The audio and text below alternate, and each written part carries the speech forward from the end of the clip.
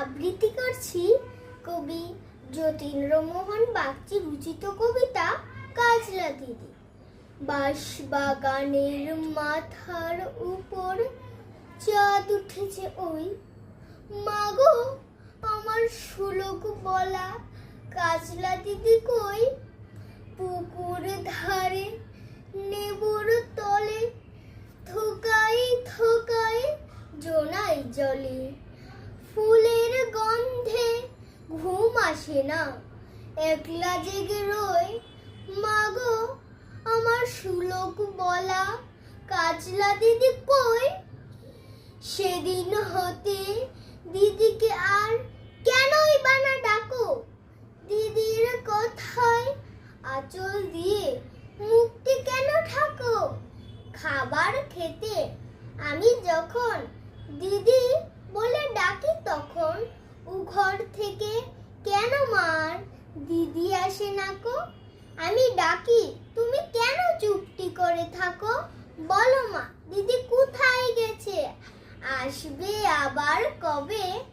কাল যে আমার নতুন ঘরে পুতুল বিয়ে হবে। দিদির মতন ফাঁকি দিয়ে আমিও যদি লুকোই গিয়ে, তুমি তখন একলা ঘরে কেমন করে রবে? আমিও নয় দিদিও নয়, কেমন মজা হবে? ভুঁই চাপাতে ভরে গেছে শিউলি গাছের তল, মারাস নে মা পুকুর থেকে আনবে যখন চাল। ডালিম গাছের ডালের ফাঁকে বুলবুলিটি লুকিয়ে থাকি, দিস না মাগো উড়ে তাকে ছিঁড়তে গিয়ে ফল। দিদি এসে শুনবে যখন বলবে কি মা বল? বাঁশ বাগানের মাথার উপর চাঁদ উঠেছে ওই, এমন সময় মাগো আমার কাজলা দিদি কই?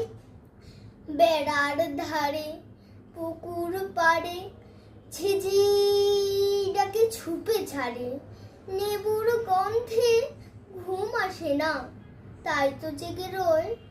রাত হলো যে, মাগো আমার কাজলা দিদি কই? ধন্যবাদ।